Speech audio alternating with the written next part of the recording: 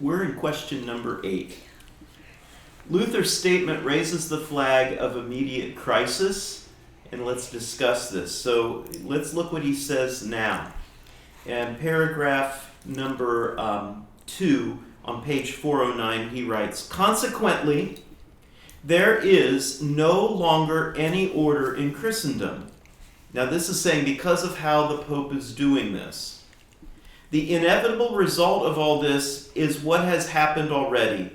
Relaxation of punishment and the license to do evil all over the world. I certainly fear that the Pope may properly be called the man of sin. Who but the Pope can be blamed for there being no discipline, no punishment, no government, no order in Christendom? By his usurpation of power, he ties the prelates' hands and takes away their rod of discipline." What is he saying here?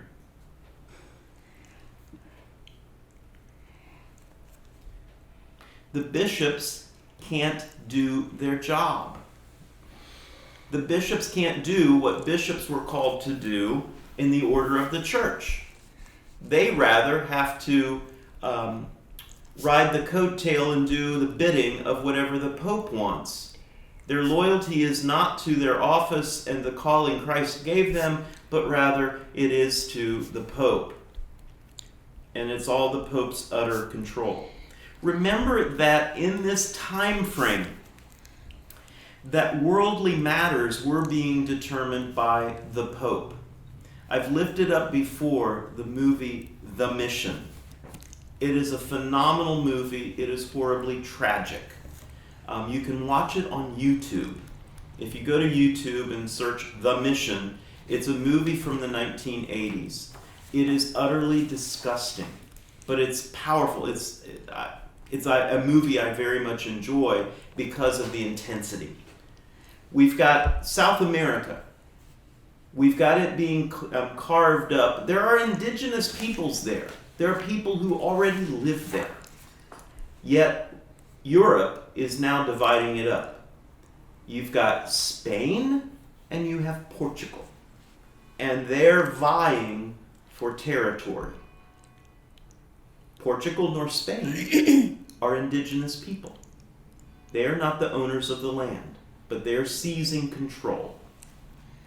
So there are Jesuit, I believe they were Jesuit missionaries who go up into some of the territories. Their first efforts ended in, they put the missionary on a tree and sent it over a waterfall. But they kept going, proclaiming Christ. And it took hold. This tribe of indigenous people watched and then became followers of Jesus.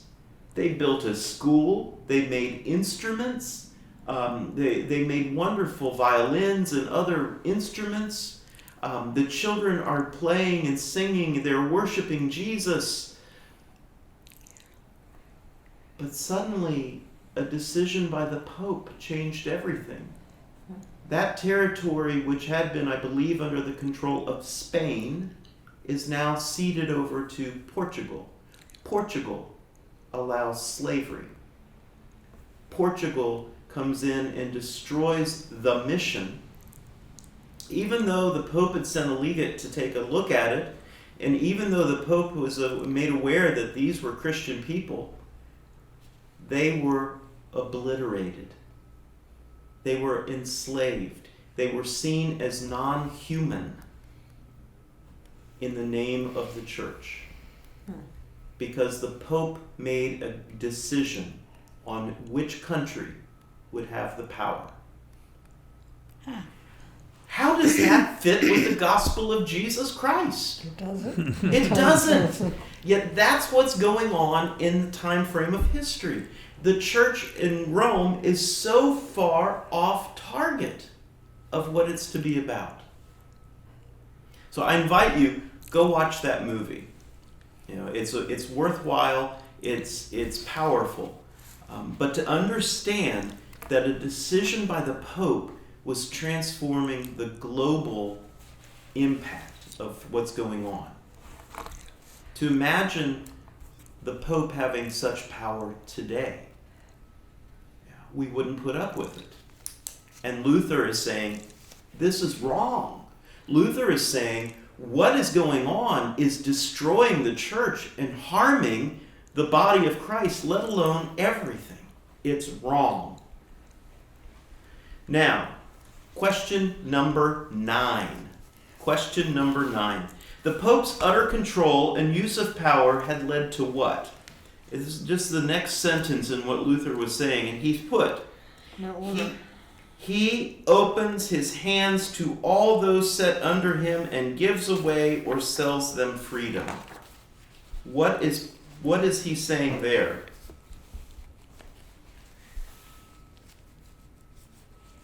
What has it led to? No order in Christendom? No order in Christendom, and that everything's controlled by the Pope. Yep, by his usurpation of power, he ties the prelate's hands and takes away the rod of discipline. He opens his hands to all and gives away, sells them freedom. Money, money, money. He's in control. So he gives away or sells them freedom. If he, at his whims, he chooses who's in, who's out. Guess what? Most of us would have been out. Yeah. Yeah. Most of us are descended from people who were out, who were meant to be feeding the treasury at Rome. Question number 10. Discuss Luther's view on there being a pope. Paragraph 1 up at the top of 410. Lest the Pope complain that he is being robbed of his authority, it should be decreed that in those cases where the primates and the archbishops are unable to settle a case, or when a dispute arises between them, then the matter should be laid before the Pope. But not every little thing. It was done this way in former times, and this was the way of the famous Council of Nicaea decreed. And then he goes a little further and says, but the Pope gives himself to, that the Pope should be giving himself to prayer and study and the care of all Christendom. So does Luther view the papacy as should not exist at all? Is that what he's after? No, he says it's fine to have a pope, but let the pope really be a pope. Yeah. You know, prayer and overseeing the major stuff. This kind of reminded me of Moses in the wilderness with all of Israel, and they're ricocheting off the walls, and they're bringing every little dispute to him, and his father-in-law says, Moses, just deal with the big stuff. Appoint guys to be in charge of 5 people and 100 people and 1,000 people, and if it's above their pay grade, then they bring it to you. Yes. I know, isn't that beautiful? I love that part of the Exodus story when Moses is confronted by his father-in-law and saying, you're trying to do too much. You're going to wear yourself out and you're going to wear the people out. Yeah. Yeah. It's a matter of humans dealing with humans, and that the undergirding of all this is prayer and spiritual formation, is being the body of Christ. But here the Pope is all about power, all about control, all about money. It's not what it was meant to be. You notice that he also is constantly pulling back toward the former councils. Mm-hmm. Luther is not out here on a limb by himself. Luther is going back to how the church organized itself historically, and is saying that the church is off track. Let's look at question number 11. Why is Luther so deeply upset, and what underpins his complaint? So, paragraph 1, page 410. This is toward the bottom of that first paragraph. The government of the apostles and of the Pope have as much in common as Christ has with Lucifer, heaven with hell, night and day. Yet the Pope is called Vicar of Christ and the successor of the apostles. Wow. Yikes. What is Luther trying to say there? Why is he upset? Because the church is so deep into things of this world, like money and power and money and power. They're neglecting the spiritual. And wasn't it Jesus said you can't serve both? That's right. Yeah. Yeah. What's underpinning this is he sees the spiritual corruption at the highest level of the church. Yeah. That the church is not being the church. The people don't have a chance to be church because they're being pulled away by all this stupid stuff that the hierarchy is doing. Question number 12. How do Luther's words reflect the idea of separation of church and state? Paragraph 2, page 410. It should be decreed, Luther writes, that no secular matter is to be referred to Rome, but that all such cases shall be left to secular authority. As the Romanists themselves prescribe in that canon law of theirs, which they do not observe, it should be the Pope's duty to be the most learned in the Scriptures and the holiest, not in name only, but in fact, and to regulate matters that concern the faith and holy life of Christians. Wow. That's what we've been saying. Yeah. Yeah. So, how does that reflect a sense of separation of church and state?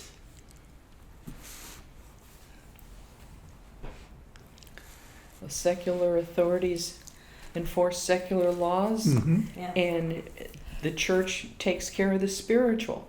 Yep. Yeah. Yeah. Pretty simple. And if my next door neighbor and I are struggling over where to put the fence, I'm not going to have you come beat her up. It's, well, I'd be willing to. No, I'm kidding. If she pays me enough money, I'm going to take and move it on your land. okay, well, okay, your popefulness. Yeah, but that, yeah. I mean, that may sound really trite, but that's what was going on. Exactly. And what does that have to do with anything?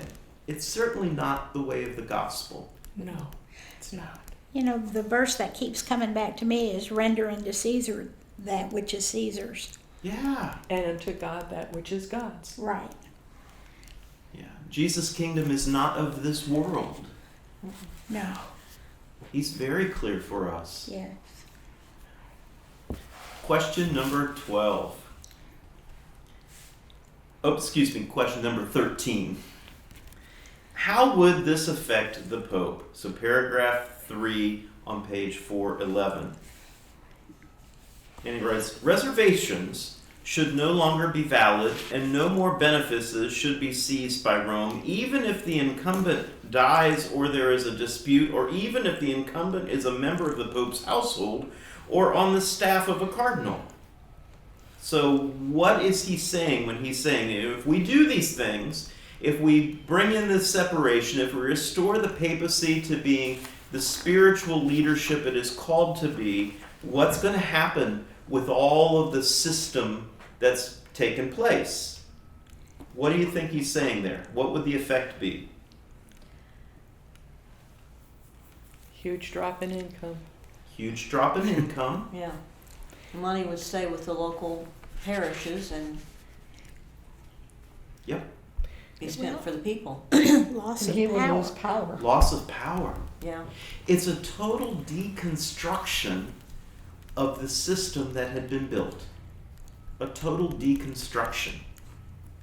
So let's wrap our heads around, so how did cathedrals get built?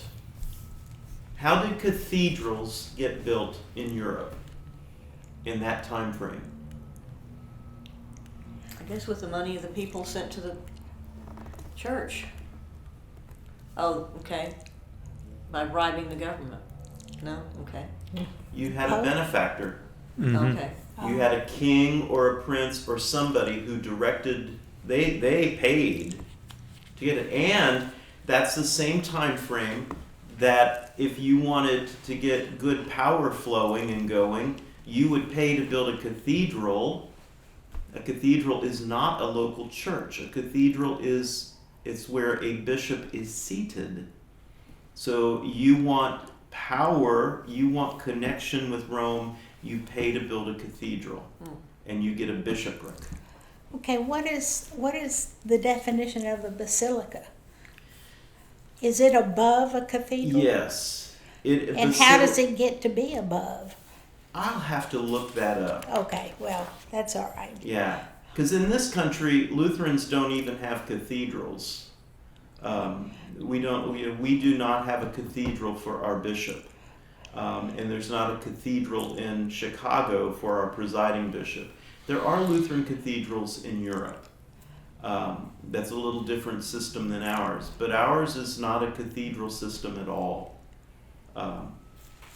But